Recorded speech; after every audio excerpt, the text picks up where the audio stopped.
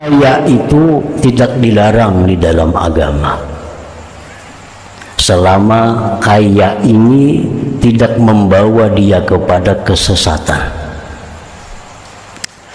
Nah, kaya itu bukan diharamkan di dalam agama, selama kekayaannya itu tidak mengganggu dia ibadah kepada Allah Subhanahu wa ta'ala. Bismillahirrahmanirrahim. Alhamdulillah nahmaduhu wa nasta'inuhu wa nastaghfiruh wa na'udzu billahi min shururi anfusina wa min sayyiati a'malina. May yahdihillahu fala mudilla lahu wa may yudlil fala hadiya lahu. Asyhadu an la ilaha illallah wahdahu la syarika lah wa asyhadu anna sayyidana Muhammadan abduhu wa rasuluhu wa la nabiyya ba'dah. Allahumma salli wa sallim wa barik ala sayyidina Muhammadin khairil bariyah wa ala alihi wa sahbihi wa dzurriyyatihi wa mawalah. Amma yang kita hormati dan kita cintai para habaib dan para alim ulama, para muhibbin, hadirin hadirat rahimakumullah. Alhamdulillah wa syukrulillah, kehadirat Allah Subhanahu wa ta'ala yang pada malam ini mengumpulkan kita kembali di majelis yang penuh berkah dan rahmat ini. Salawat dan salam untuk junjungan kita Nabi besar Muhammad sallallahu alaihi wasallam dan seluruh keluarga beliau, para sahabat, zuriat dan pengikut beliau. Para muhibbin rahimakumullah, tatimmatun ay hadhihi tatimmatun. Akhrajal Bazzar bisanadin hasan, inna baina aydikum aqabatan ka'uda la yanju minha illa kullu muhib. Wa Tabarani bisanadin sahih, inna wara'akum aqabatan ka'uda la yajuzuha al-muskilun.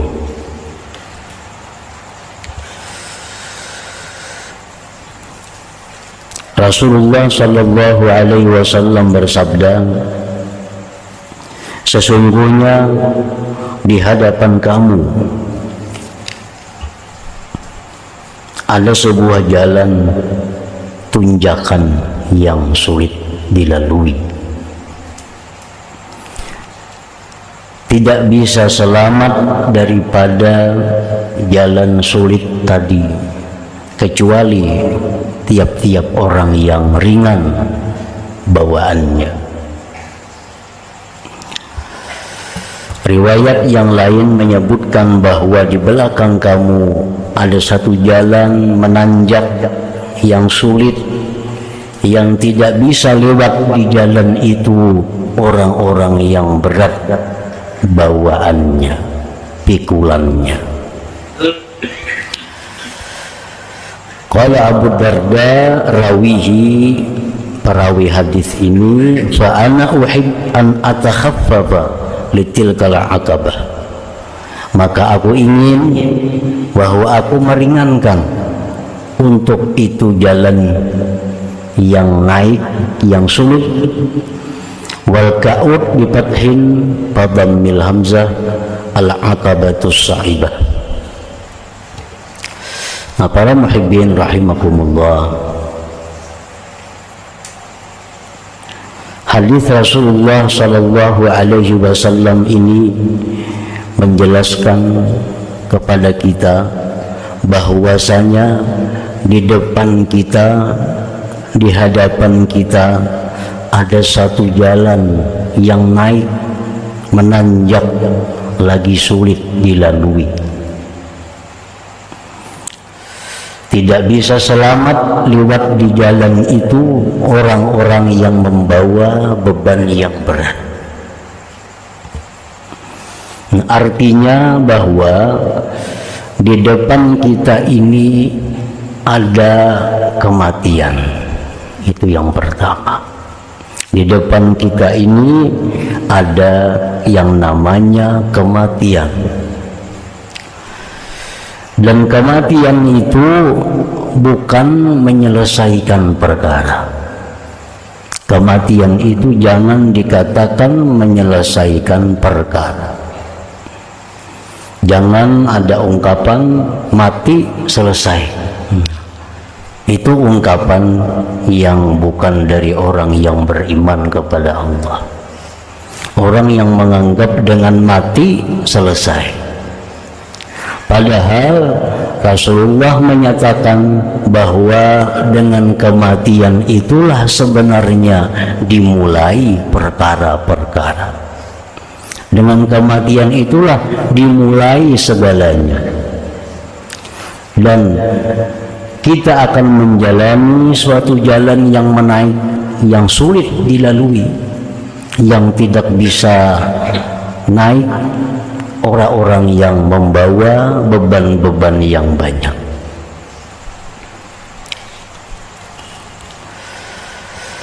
Wat-Tabarani kharaja sallallahu alaihi wasallam yawman wa huwa akhidun bi yadi Abi Dzar faqala ya Aba Dzar a'alimta anna baina aydina 'aqabatan ka'uda la yas'aduha illa al-muhibbun. Rasulullah SAW pada suatu hari beliau keluar sambil memegang tangan Abi Dzar radhiyallahu an. Beliau bersabda, wahai Abu Dzar, tahukah engkau bahwa di depan kita ini ada jalan naik yang sulit, yang tidak bisa menaiki jalan itu kecuali orang-orang yang ringan. Qala rajulun, berkata seorang laki-laki, ya Rasulullah, aminal mukhifin ana aminal musqilin. Wahai Rasulullah, menurut pandangan tiang ulun ini orang yang ringankah bawaannya atau orang yang berat bebannya? Qala Rasulullah menjawab, a'indaka ta'amu yaumin? Apakah di sisi kamu itu ada makanan untuk satu hari? Qala na'am, ada wahai Rasulullah. Wa ta'amu gadin? Apakah di sisi kamu itu ada makanan untuk besok hari? Qala wa ta'amun ba'da gadin? Adakah di sisi kamu itu makanan untuk 3 hari? Qala la, tidak ada, ujar laki-laki tadi. Ulun ada berisi makanan untuk sehari cukup, tapi hari berikutnya kada punya makanan. Qala, bersabda Rasulullah, lau kana indaka ta'amu salasin, andai kata kamu mempunyai makanan yang cukup untuk bertahan 3 hari, kunta minal muskilin, maka engkau termasuk orang yang berat bebannya. Nah, para muhibbin rahimakumullah. Jadi artinya hadis ini menunjukkan kepada kita bahwa yang dimaksud dengan beban yang berat itu adalah harta. Makin banyak kita punya harta, maka beban kita semakin berat dan semakin sulit untuk naik ke jalan yang menanjak yang sulit tadi. Nah, para muhibbin rahimakumullah, memang kaya itu tidak dilarang di dalam agama, selama kaya ini tidak membawa dia kepada kesesatan. Nah, kaya itu bukan diharamkan di dalam agama, selama kekayaannya itu tidak mengganggu dia ibadah kepada Allah Subhanahu wa ta'ala. Namun bagaimanapun orang ini ahli ibadat, bagaimanapun orang ini takwanya kepada Allah, apabila dia banyak mempunyai harta benda yang ditinggalkannya sewaktu menghadap Allah, maka orang ini akan menjalani jalan yang sulit. Artinya dia akan menemui satu hisab yang berat di sisi Allah Subhanahu wa ta'ala.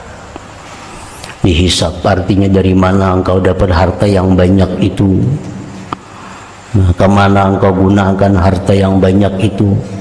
Hisab ini akan dihisab satu persatu dari harta itu. Nah, sedangkan menunggu antri hisab ini sudah bertahun-tahun, beribu-ribu tahun, hanya sampai giliran kita. Satu persatu dihisab hamba Allah ini. Nah, apabila hisabnya itu hisab yang sulit, apabila hisabnya itu hisab yang sangat teliti dari Allah, maka kita akan binasa. Kita akan kewalahan mempertanggungjawabkan harta-harta yang diberikan Allah Subhanahu wa ta'ala. Nah, para muhibbin rahimakumullah, bagaimana caranya bagi kita yang punya harta? Kita mungkin ada berisi duit, ada berisi benda, harta yang andai kata kita setahun pun kita masih bisa bertahan hidup. Kita ada berisi duit, ada berisi macam-macam yang andai kata setahun kalau ada masuk duit kita masih bisa hidup dengan harta yang ada ini. Ini jelas termasuk orang yang berat. Nah, karena untuk 3 hari kita punya bekal, 3 hari ke depan itu sudah dianggap Nabi muskilin, orang yang berat bebannya. Apalagi harta kita umumnya kalau bertahan sampai berpuluh-puluh tahun. Kita ini bisa harta, mau kita begana aja di rumah lagi, ada bercari lagi 10 tahun kada habis makanan ada. Ini bukan berat, sangat berat. Artinya apa? Andai kata dia mati, dia akan menemui hisab yang banyak, pertanyaan-pertanyaan dari Allah Subhanahu wa ta'ala. Nah, bagaimana caranya bagi orang-orang seperti ini agar dia bisa selamat, agar dia bisa naik dengan mudah? Nah, pertama, dia senantiasa mengontrol harta bendanya itu. Senantiasa dia mengontrol harta bendanya itu dari mana datangnya. Nah, kalau ada harta benda ini yang bersangkutan kepada orang lain, atau harta benda ini ada hak-hak orang lain, maka serahkan hak orang lain itu kepadanya. Sehingga harta yang tersisa itu murni benar-benar harta kita yang halal. Nah, satu itu. Karena kalau di harta kita ini ada harta orang lain yang kita ambil dengan cara kada bujur. Di harta kita ada harta bercampur yang macam-macam. Nah, kita mati tanpa ada pemisahan-pemisahan harta sebelumnya, ini sudah jelas mati dalam keadaan susah dan sulit. Nah, jadi harta benda kita ini kita kontrol, kita cek, adakah kita ini punya hutang kepada orang, adakah kita ini punya kewajiban-kewajiban yang belum terbayar, adakah kita punya pembantu buruh yang selama ini bekerja lawan kita, kita lupa membayarnya. Nah, kita periksa itu.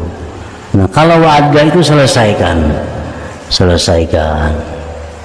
Habis selesai, sehingga harta yang tersisa ini adalah harta mutlak halal, kada ada bersangkut paut dengan orang lain. Nah, ini satu jalan. Sehingga harta ini menjadi harta kita yang mutlak, yang halal, tanpa ada ikatan dengan harta orang lain. Satu itu.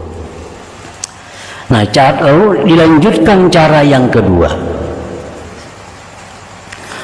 Sebagian harta-harta kita ini jangan sampai kita bawa mati. Artinya apa? Artinya kita mati itu harta masih milik kita, sehingga terjadi waris mewaris kayaknya. Nah, hendaknya harta ini lebih dahulu meninggalkan kita sebelum kita meninggalkan harta. Harta yang sudah kita bersihi tadi, harta yang sudah bersih, yang sudah kita yakini ini harta halal, kalau ada sangkut paut dengan orang lain, hendaknya harta ini lebih dahulu meninggalkan kita sebelum kita meninggalkannya. Nah, bila demikian halnya, maka kita mati kita akan membawa beban yang ringan, membawa beban yang tidak sulit untuk menanjak naik ke jalan yang sulit tadi. Nah, macam apa caranya? Nah, kita beriakan harta ini. Beriakan lawan siapa? Terserah kita. Beriakan lawan anak nomor 1, beriakan 2 anak lang nomor 2. Ini beriakan bujur lain injaan lain. Ini ada orang beri anak injaan ini diambil kena. Ini beriakan bujur. Anak nomor 1 beriakan, anak nomor jam nak kayak ambil toko di situ. Jam ambil yang anak nomor 2 ambil toko nang di sini. Anak nomor 3 ambil toko di sana. Nah, itu ambil bujur. Nah, beriakan bujur. Nah, jam di sini, bini ini ambil di sini. Nah, sehingga harta yang tersisa itu memang harta yang bujur-bujur kita perlukan. Tidak ada lagi harta yang dianggap berlebihan dari keperluan kita. Nah, sehingga kita mati, pertama orang mewaris kada ribut lagi membagi-bagi karena sudah dibagi dahulu. Yang tersisa cuma sedikit. Yang hanya untuk biaya hidup sehari-hari, untuk biaya kita mati, biaya berubat, hanya sekedar untuk bisa sedekah. Nah, kalau demikian halnya, kita akan membawa beban yang ringan matinya. Beban yang ringan itu. Kalau kita membayangkan orang mati, bertinggal harta, saling banyakkan harta, hutang di situ kamari banyak. Harta orang lain ada. Banyak upah-upah karyawan buruh nang belum terbayari. Hartanya pulang kada jelas, belum dibersihi, mati. Nah, ini yang disebut Nabi muskilun ini. Ini disebut orang yang sangat berat bebannya, dan dia dipastikan Nabi tidak akan lulus, tidak akan bisa selamat di jalan itu karena banyaknya harta yang mesti dipertanggungjawabkannya di sisi Allah Subhanahu wa taala. Nah, jadi artinya kekayaan itu kada dilarang dalam agama. Silahkan kaya, tapi kaya yang benar, kaya yang mensyukuri nikmat Allah. Nah, untuk selamat tadi, kita sisihkan harta, waspadai.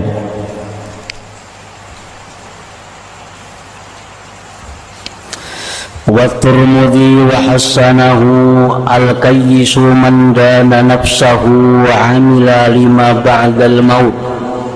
Orang yang cerdik pandai itu, ujar Rasulullah SAW, orang yang selalu menghitung akan dirinya dan beramal untuk sesudah kematian. Wal ajizu man atba'a nafsahu hawa wa tamanna 'ala Allah azza wa jalla.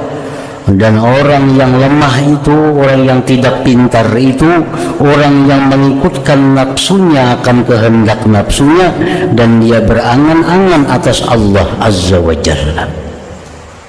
Orang yang menuruti kehendak nafsunya, apa hendak nafsu turuti sambil berangan-angan Allah menyayangi dia, berangan-angan Allah mengampuni dosanya, berangan-angan Allah memasukkan dia ke dalam surganya, padahal kelakuannya selalu mengikuti keinginan hawa nafsu.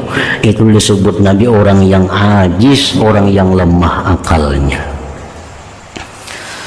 Nah, para muhibbin rahimakumullah, jadi pekerjaan seperti tadi itu pekerjaan untuk sesudah mati. Kita kontrol harta kita, jangan sampai kita mati ada hak orang lain dalam harta kita. Jangan ada sedikit pun kita mati membawa hak orang lain, karena itu akan memberati beban kita di akhirat nantinya. Jadi kita pastikan bujur bahwa harta yang ada pada kita ini adalah harta yang didapat dengan jalan yang benar dan tidak ada sangkut paut dengan orang lain. Contoh sangkut paut dengan orang lain, zakat yang tidak sempurna. Nah, menghitung zakat, hitungannya kada pas, hitungannya kurang. Maka harta kita itu ada hak-hak orang yang mestinya diberi zakat. Nah, ini ada sangkut paut dengan orang lain. Nah, bila kita bekerja membersihkan harta dari hal-hal yang demikian tadi, itu pekerjaan ibadah. Pekerjaan ibadah. Bukan pekerjaan yang tidak berpahala, tapi itu pekerjaan yang sangat dipuji, yang sangat baik dianggap. Jadi harta kita hitung, kita ingatakan hidup kita ini adakah makan harta orang lain, ada bayarin. Dulu aku pernah menyuruh itu begawi di rumahku, biriskah upahnya, rasanya ada kurang, kita bayari. Sehingga harta ini ada sangkut paut dengan orang lain. Ada salah seorang ulama, melihat anaknya membersihkan timbangan. Anaknya bila tiap bisukan membersihkan timbangan. Sehingga bersih timbangannya, hanya turun ke pasar. Jadi jarang kuitan pekerjaan ikam itu kayak yang membersih timbangan itu lebih afdal daripada berpuluh-puluh kali umrah. Akan membersihkan timbangan supaya jangan termakan hak orang lain. Berusaha teliti jangan sampai mengambil hak orang lain. Dibersihkan timbangan dengan sebersih-bersihnya. Nah, pekerjaan membersih timbangan itu pekerjaan ibadah, pekerjaan yang sifatnya untuk sesudah kematian. Dan itu dikatakan Rasulullah SAW termasuk orang yang pintar. Orang yang pintar itu ya Nabi, orang yang menghitung dirinya, hitung diri kita. Kira-kira mati ini sakit atau kada? Kira-kira di akhirat kita banyak kada masalah yang kita hadapi. Nah, kita hitung berdahulu kematian itu. Kayak kita musafir juga. Kita musafir misalnya hendak ke Makkah umrah. Kita sudah berhitung mulai rumah ini sudah berhitung. Misalnya duit sekian kira-kira cukup. Nah, misalnya pakaian kira-kira sekian yang cukup. Bersama obat-obatan bagi yang penyakitan ini cukup. Nah, ini berhitung berdahulu sehingga musafir itu dia akan menemui kemudahan-kemudahan. Nah, begitulah musafir kematian, musafir yang lebih panjang, lebih jauh lagi. Nah, jadi Nabi kita orang yang pintar, orang yang menghitung dirinya itu. Wa amila lima ba'dal maut, dan dia beramal untuk sesuatu sesudah kematian.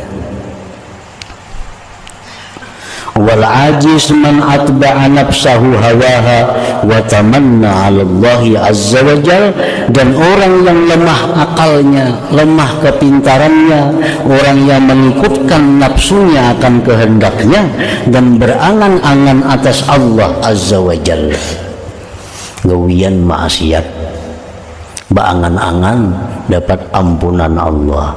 Nah, ini orang yang lemah akalnya. Yang berhak beangan-angan orang yang dapat ampunan itu orang yang tobat kepada Allah. Orang yang memperbaiki dirinya itu berhak beangan-angan dimaafi Allah. Kalau orang yang masih melakukan maksiat, orang yang masih suka melakukan dosa, beangan-angan dapat rahmat Allah, itu orang yang kada pintar, yang lemah kepintarannya, lemah akalnya.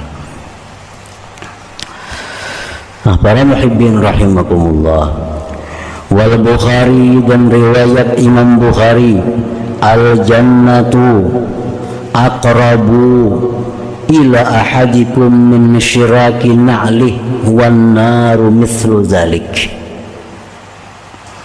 Ujar Nabi kita lagi bahwasanya surga itu lebih dekat kepada salah seorang kamu dari tali sandalnya sendiri. Wan naru mislu zalik, dan neraka itu pun lebih dekat kepada kalian daripada tali sandal kalian. Artinya jarak kita dengan surga itu hanya napas. Begitu napas ini berhenti, nah sudah kita ke surga atau ke neraka. Nah, jadi sangat dekat kita ini dengan surga bagi orang ahli surga, dan sangat dekat dengan neraka itu orang yang ahli neraka. Kenapa? Napasnya ini. Begitu napas ini terhenti, tak terhenti. Nah, sudah kemana ini buliknya? Bisa ke surga bagi ahli surga, bisa ke neraka bagi ahli neraka. Jadi jangan dianggap jauh. Surga dan neraka itu sangat dekat kepada kita, lebih dekat daripada tali sandal kita, ujar Nabi SAW. Wal Hakim wa sahahahu, riwayat Imam Hakim dan beliau sahihkan hadis ini. Iqtarabatis sa'ah, kiamat itu sudah dekat. Dilihat dari tanda-tandanya, nah kiamat itu sudah dekat. Anak-anak banyak nang durhaka kepada orang itu tanda-tanda hampirnya itu sudah lumrah. Anak zina bertebaran di mana-mana, itu tandanya hari kiamat. Riba, zina sudah masuk ke dusun-dusun, tanda hari kiamat. Nah, iqtarabatis sa'ah, dekat itu kiamat. Wala yazdadun nasu 'ala dunya illa hirsa, dan tidak bertambah manusia atas dunia itu melainkan tamak. Nah, jadi artinya makin dekat dengan kiamat itu, maka manusia-manusia di masa itu makin tamak kepada dunia, makin tidak merasa puas dengan apa yang sudah diberikan oleh Allah Subhanahu wa ta'ala. Wala yazdaduna minallahi illa bu'da, dan mereka itu tidak bertambah daripada Allah melainkan semakin menjauh dari Allah Subhanahu wa ta'ala. Jadi makin dekat dengan hari kiamat, hubungan manusia makin jauh dengan Allah. Makin dekat hari kiamat, makin jauh manusia dengan Allah. Artinya orang-orang sudah semakin banyak lupa kepada Allah, orang-orang semakin banyak melanggar hukum Allah, orang-orang semakin banyak yang maksiat kepada Allah. Nah, itu semakin dekat kiamat, semakin banyak kemaksiatan yang kita lihat di muka bumi ini. Dan itu sudah dibacakan oleh Nabi SAW 1400 tahun yang sudah lalu. Nah, kemudian wal Hakim wa sahahahu igtanim khamsan qabla khamsin. Ila hadratin Nabi sallallahu alaihi wasallam. Al-Fatihah. A'udzubillahi minasyaitonir rajim.